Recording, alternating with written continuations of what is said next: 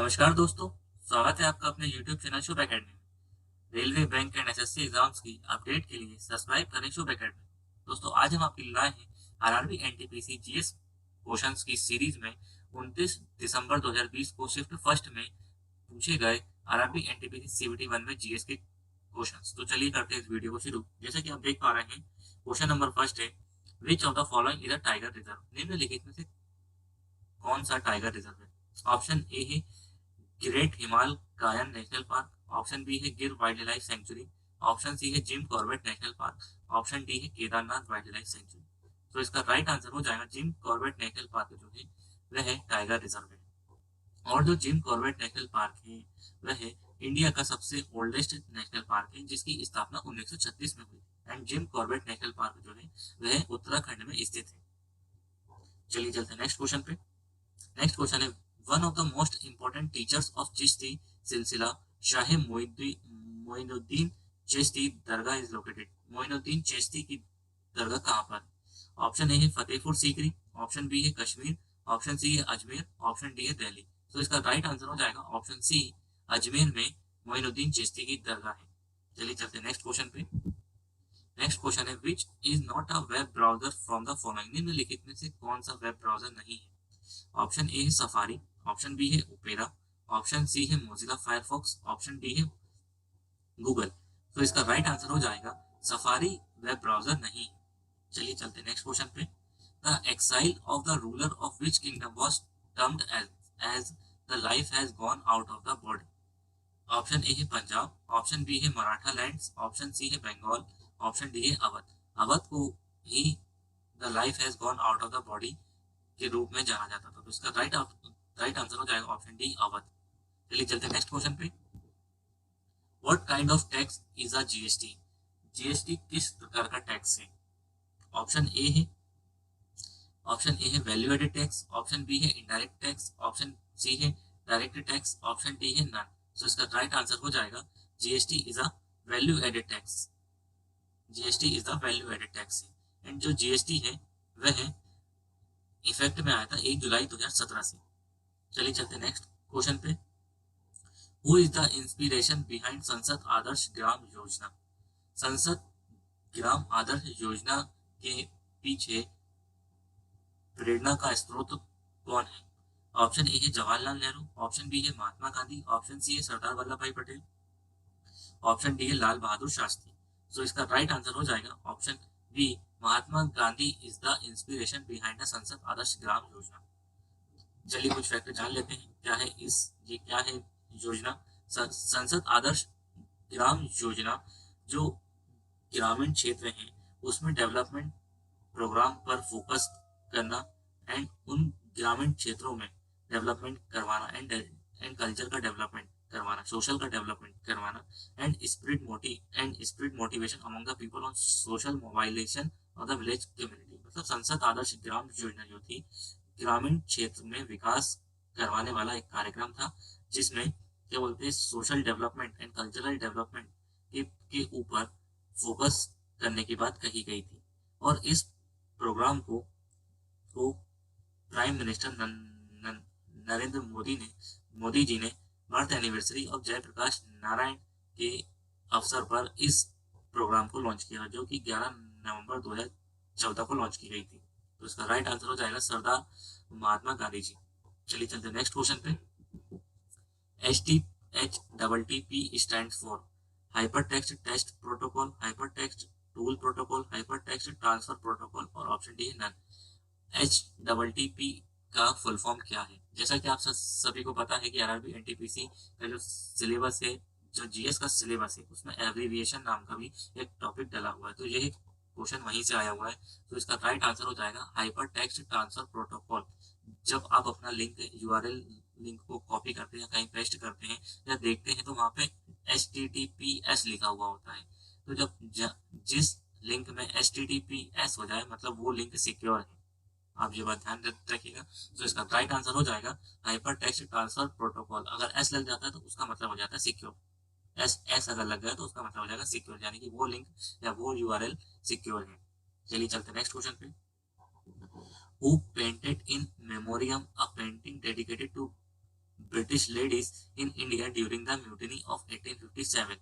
सो इसका right answer हो जाएगा जॉन टेनियल। इसका राइट आंसर हो जाएगा जॉन टेनियल। चलिए चलते नेक्स्ट क्वेश्चन पे। Name of the female wrestler recommended by wrestling federation of India for the prestigious 2020 Rajiv Gandhi Khel Ratna award. उस उस महिला रेसलर का नाम बताइए जिसका नाम रेसलिंग फेडरेशन ऑफ इंडिया के द्वारा नामित किया गया है राजीव गांधी खेल रत्न अवार्ड 2020 के लिए। ऑप्शन ए है बबीता कुमारी, ऑप्शन बी है विनेश फोगाट, ऑप्शन सी है साक्षी मलिक, ऑप्शन डी है नन। सो इसका राइट आंसर हो जाएगा विनेश फोगाट का नाम रेसलिंग फेडरेशन ऑफ इंडिया ने नामित किया है। चलिए विनेश फोगाट के बारे में कुछ फैक्ट जान लेते हैं। विनेश फोगाट जो है वह इंडिया की पहली महिला रेसलर है जिसने गोल्ड मेडल जीता था Commonwealth game and Asian games में। चलिए चलते नेक्स्ट क्वेश्चन पे। तो इसका राइट आंसर हो जाएगा ऑप्शन बी विनेश फोगाट। चलिए चलते next question. Which of the following is the highest peak in India? निम्नलिखित में से कौन सी चोटी हाईएस्ट चोटी है इंडिया में? ऑप्शन ए है अन्नामुड़ी, ऑप्शन बी है माउंट एवरेस्ट, ऑप्शन सी है कामेट, ऑप्शन डी है Kanchenjunga.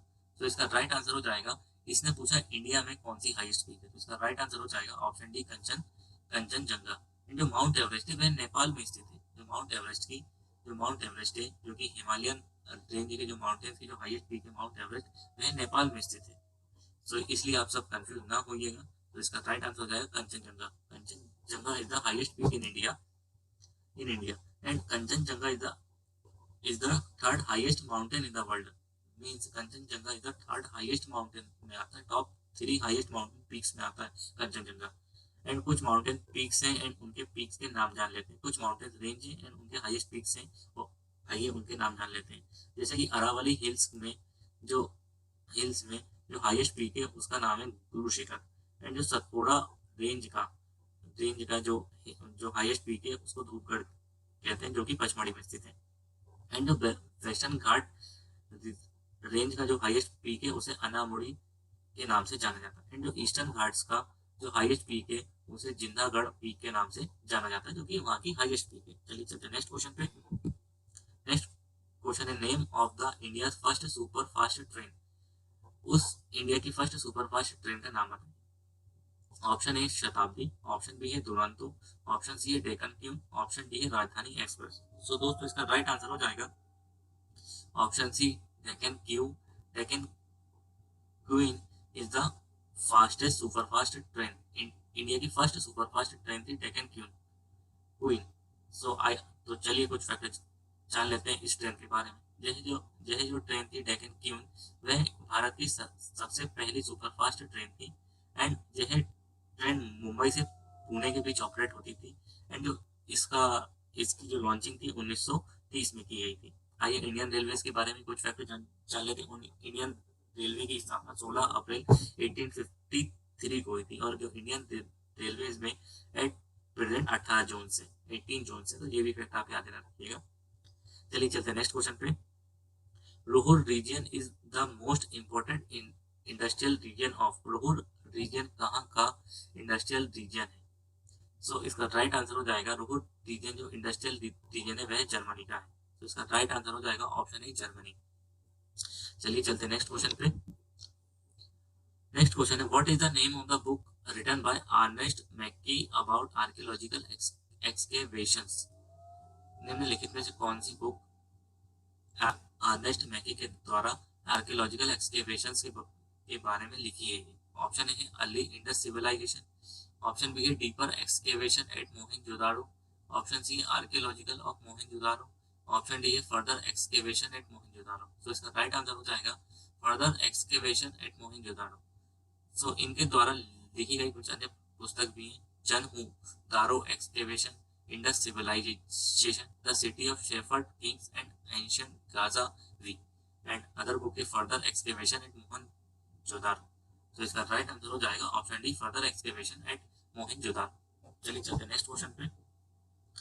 On which date is the constitution day is celebrated. निम्नलिखित में से किस तिथि को भारतीय संविधान दिवस मनाया जाता है? ऑप्शन ए 26 जनवरी, ऑप्शन बी है 26 नवंबर, ऑप्शन डी है 15 अगस्त एंड ऑप्शन डी है 14 अप्रैल। सो इसका राइट आंसर हो जाएगा ऑप्शन ऑप्शन बी 26 नवंबर को संविधान दिवस मनाया जाता है और 26 जनवरी को गणतंत्र दिवस मनाया जाता है एंड 15 अगस्त को स्वतंत्रता दिवस मनाया जाता है। तो ये फैक्ट आप याद रखिएगा। चलिए चलते नेक्स्ट क्वेश्चन पे। Excessive curvature of eye lens leads, अगर आपके लेंस में बहुत अत्यधिक मात्रा में कर्वेचर आ जाता है तो वह क्या करता है, उसकी वजह से कौन सी बीमारी हो सकती है? हाइपरट्रोपिया, ऑप्शन बी है कलर ब्लाइंडनेस, ऑप्शन सी है कैटरेक्ट, ऑप्शन डी है मायोपिया। तो इसका राइट आंसर हो जाएगा ऑप्शन डी मायोपिया। अगर आपके लेंस में एक्सेसिव कर्वेचर होता है तो आपको मायोपिया की बीमारी हो सकती है, यानी कि नियर साइडनेस। इसमें क्या क्या होता है कि जो इमेज है ना वो आपके रेटिना पे ना बन के रेटिना के राइट में बनती है। ठीक है, तो यह बात आप ये याद रखिएगा। चलिए चलते हैं नेक्स्ट क्वेश्चन पे। Bile is secreted by the, bile किसके द्वारा सीक्रेट किया जाता है? ऑप्शन ए है पैनक्रियास, ऑप्शन बी है गॉल ब्लैडर, ऑप्शन सी है स्टमक, ऑप्शन डी है liver.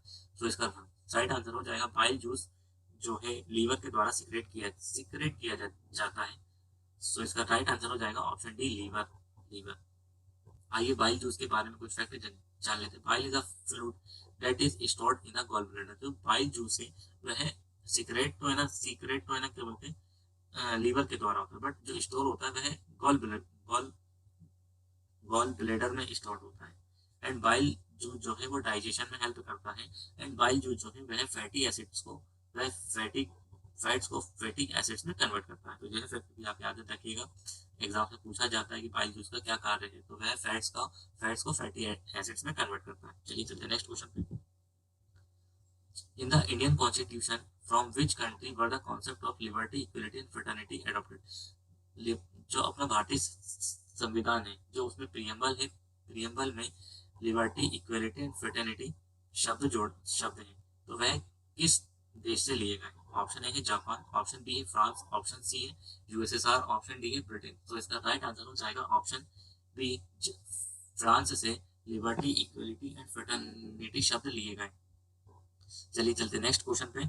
Who has been appointed as a governor of the state of Telangana in September 2019? 2019 में तेलंगाना के गवर्नर कौन है? तो ऑप्शन ए है जगदीश मुखी, ऑप्शन बी है लालजी टंडन, ऑप्शन सी है ओपी कोहली, ऑप्शन डी है तमिलिसई सौंदरराजन।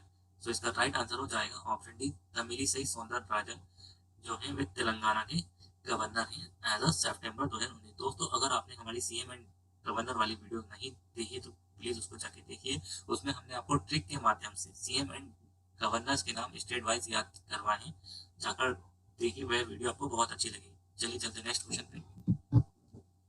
नेक्स्ट क्वेश्चन है Thumba was chosen as the ideal site for rocket launch due to presence of. जो थुम्बा एक जगह का नाम है जिसको रॉकेट लॉन्चिंग के लिए आइडियल साइट माना गया है, उसका क्या कारण है?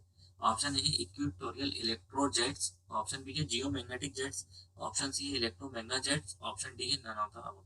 तो इसका राइट आंसर हो जाएगा इक्वेटोरियल इलेक्ट्रोजेट्स की वजह से थुम्बा जो है उसको आइडियल साइट माना गया है रॉकेट लॉन्चिंग के लिए। आइए कुछ फैक्ट जान लेते हैं। थुम्बा जो है वह तिरुवनंतपुरम में स्थित है एंड जो लॉन्चिंग साइट्स है, जो थुम्बा की जो लॉन्चिंग साइट है उसका नाम है Thumba equatorial rocket launching station, TERLS। ये फुल फॉर्म पूछा जा सकता है आरआरबी एनटीपीसी CBT 2 में, TERLS का फुल फॉर्म क्या है? तो वह है Thumba equatorial rocket launching station. और इंडिया फर्स्ट स्पेस पोर्ट भी है जिसकी स्थापना 1963 में की गई थी। इंडिया फर्स्ट स्पेस पोर्ट भी थुम्बा में स्थित है, उसका नाम है Thumba equatorial rocket launching station. तो यह फैक्ट भी आप याद रखिएगा। इंडिया का फर्स्ट स्पेस पोर्ट कहाँ पर स्थित है? तो वह थुम्बा में स्थित है जिसकी स्थापना 1963 में हुई थी। चलिए चलते नेक्स्ट क्वेश्चन पे। Which African country launched the first malaria vaccine to immunize children on the occasion of World Malaria Day? World malaria day पर किस कंट्री ने अपनी vaccine first malaria vaccine launch की है इम्यूनाइज चिल्ड्रंस के लिए? तो ऑप्शन है मालावी, ऑप्शन सी बी है नैरोबी, ऑप्शन सी है घाना, ऑप्शन डी है केनिया। तो इसका राइट आंसर हो जाएगा ऑप्शन है मालावी ने अपनी खुद की मलेरिया वैक्सीन लॉन्च की है। ठीक है, आइए कुछ फैक्ट जान लेते हैं। वर्ल्ड मलेरिया डे 25 अप्रैल को मनाया जाता है। The name of malaria vaccine was launch in Malawi Mosquirix. इस वैक्सीन का नाम मॉस्क्यूरिक्स है, ये भी आप पॉइंट याद रखिएगा। जो मलावी ने जो वैक्सीन लॉन्च की थी उसका नाम क्या है, तो उसका नाम है मॉस्क्यूरिक्स। चलिए चलते नेक्स्ट क्वेश्चन पे। Which country has the most successful cooperative farming. तो इसका राइट आंसर हो जाएगा ऑप्शन ए है फिनलैंड, ऑप्शन बी है नॉर्वे, ऑप्शन सी है स्वीडन, ऑप्शन डी है डेनमार्क। तो इसका राइट आंसर हो जाएगा option D Denmark. Denmark has the most successful cooperative farm. Denmark में ही सबसे सक्सेसफुल मोस्ट कोऑपरेटिव फार्मिंग होती है। तो इसका राइट आंसर हो जाएगा ऑप्शन डी डेनमार्क। चलिए चलते हैं नेक्स्ट क्वेश्चन पे। Which launch vehicle was use to launch Chandrayaan to.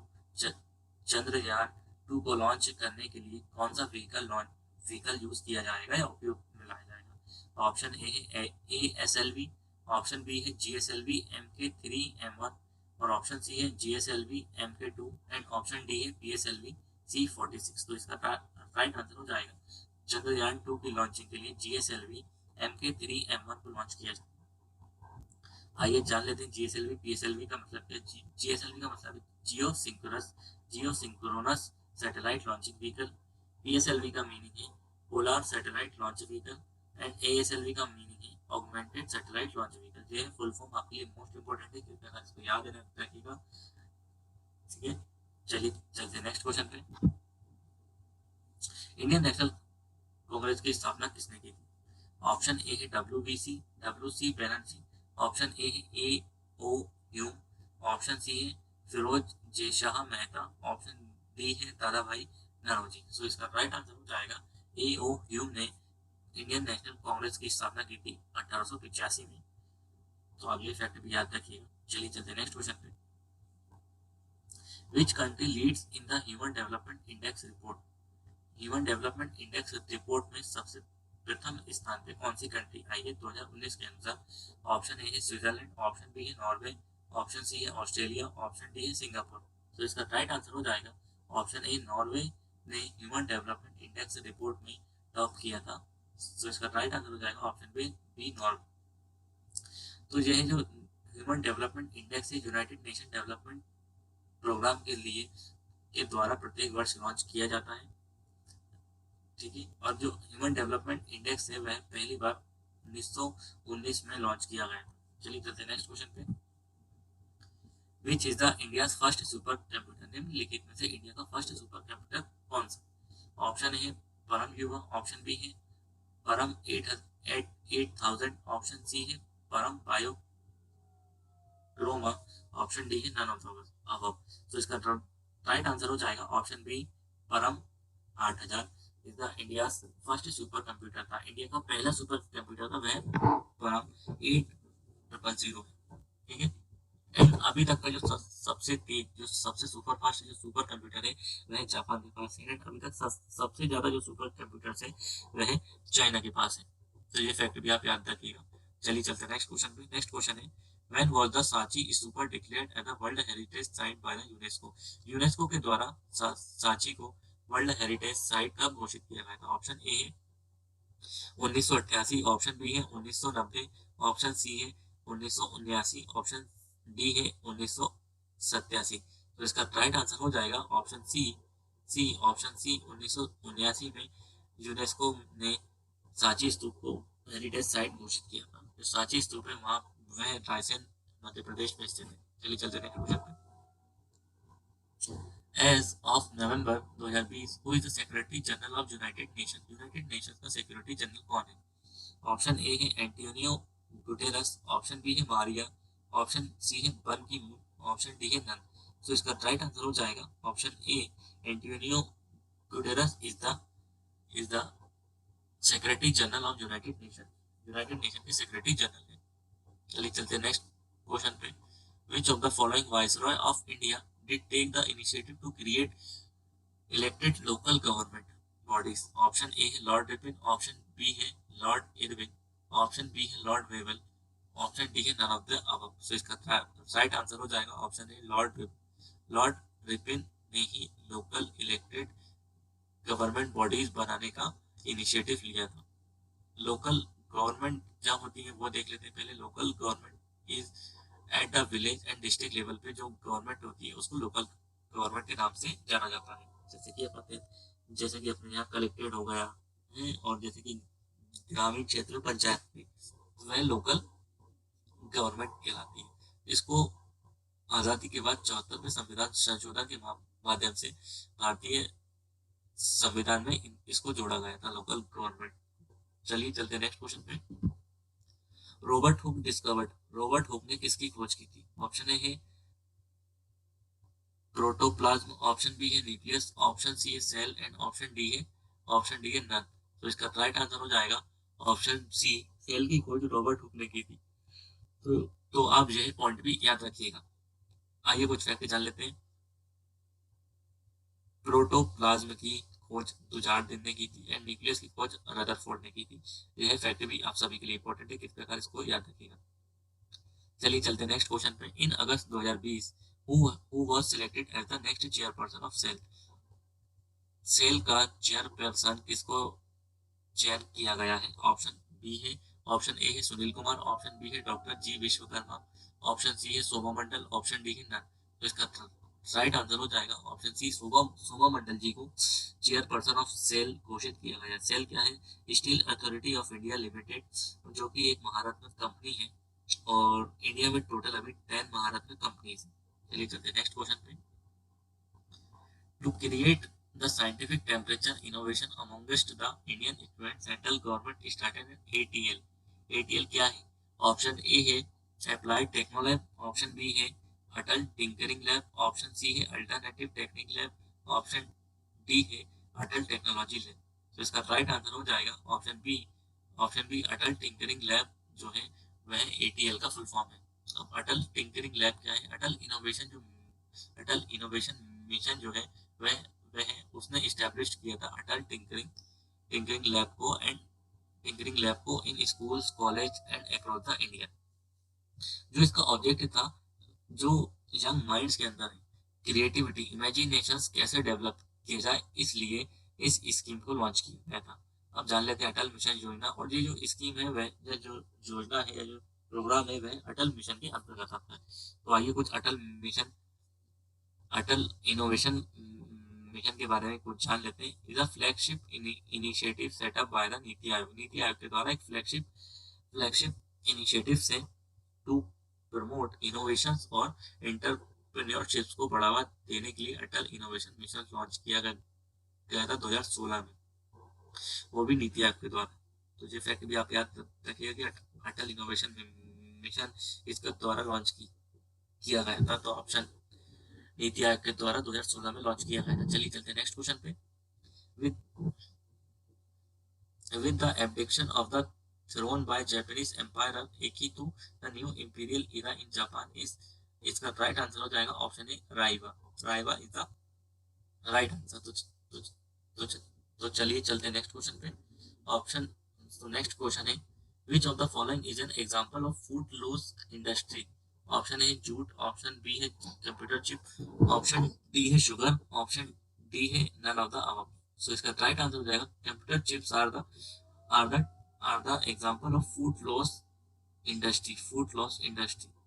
चलिए चलते नेक्स्ट क्वेश्चन पे। People with which of the following blood group are considered as the universal recipient. तो इन निम्नलिखित में से कौन सा ब्लड ग्रुप जो है वह यूनिवर्सल रेसिपिएंट है?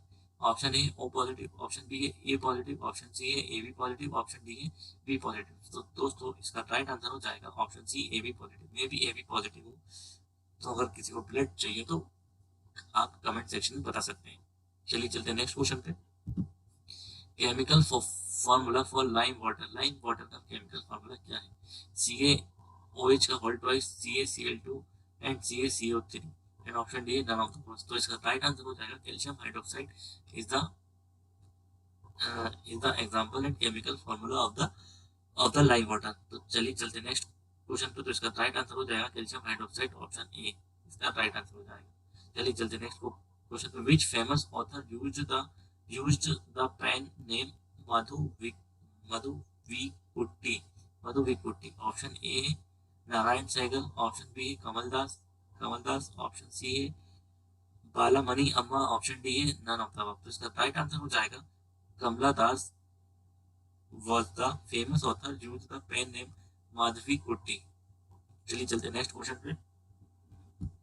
और नेक्स्ट क्वेश्चन है what is the name of the societal movement launch by union minister of environment forest and climate change. तो ऑप्शन है great great clean deeds, great green deeds, green goods deeds and none of the. तो इसका right answer हो जाएगा green good deeds, green goods deeds. और जो है launch क्यों ना किया गया था, this movement was launch to protect the environment, environment को बचाने के लिए, इन्वायरमेंट के संरक्षण के लिए यह मूवमेंट लॉन्च किया गया था। तो द ग्रीन गुड डीड्स जो इनिशिएटिव है वह सिंपल स्टेप्स हैं जो कि student, teacher and other citizen के द्वारा डे बाय डे लाइफ में यूज कर सकते हैं इन्वायरमेंट को बचाने के लिए। चलिए चलते हैं नेक्स्ट क्वेश्चन पे। इसका तो ऊपर वाले क्वेश्चन का क्वेश्चन नंबर 36 का राइट आंसर हो जाएगा option C green good deeds. Option C है what is the name of the skill development program for the government of India. Option A है प्रधानमंत्री कौशल विकास योजना, ऑप्शन सी है national skill development corporation, option C है Atal Kaushal Vikas Yojana, option D है none of the. तो इसका right answer हो जाएगा option ए प्रधानमंत्री कौशल विकास योजना जो है वह skill development program of government of India के द्वारा नाम दिया गया था। तो चलिए चलते नेक्स्ट क्वेश्चन पे। Which session of the Congress gave a call to attainment of swaraj. Swaraj की मांग किस कांग्रेस सेशन में की गई थी। तो इसका राइट आंसर हो जाएगा ऑप्शन ए 1919, ऑप्शन बी है 1906, ऑप्शन सी है 1924, 1904 एंड ऑप्शन डी है इनमें से कोई नहीं। तो इसका राइट आंसर हो जाएगा ऑप्शन बी 1906। 1906 में इंडियन नेशनल कांग्रेस ने स्वराज की मांग की थी। चलिए चलते नेक्स्ट क्वेश्चन पे। The focus of the world environment day 2018 was. 2018 का वर्ल्ड इन्वायरमेंट डे का जो फोकस था वह कहाँ पर था। ऑप्शन ए है एयर पॉल्यूशन, ऑप्शन बी है वाटर पॉल्यूशन, ऑप्शन सी है सॉइल पॉल्यूशन, ऑप्शन डी है प्लास्टिक पॉल्यूशन। तो इसका राइट आंसर हो जाएगा वर्ल्ड इन्वायरमेंट डे 2018 पर जो फोकस किया गया था वह प्लास्टिक पॉल्यूशन पर फोकस किया गया था, प्लास्टिक पॉल्यूशन पर फोकस किया गया था। दोस्तों दोस्तों अगर आपको हमारी वीडियो अच्छी लगी तो वीडियो को लाइक करें एंड ज़्यादा से ज़्यादा शेयर करें एंड अभी तक आपने हमारे चैनल को सब्सक्राइब नहीं किया है तो चैनल को सब्सक्राइब कर लीजिए। हम आपको एनटीपीसी सीवीटी 1 के ऑफिशियल रिस्पॉन्स शीट से आपको सभी क्वेश्चन करवाना चाहते हैं, तो कृपया कर आप हमारे साथ जुड़े रहिए। मिलते हैं नेक्स्ट वीडियो में। Thank you so much.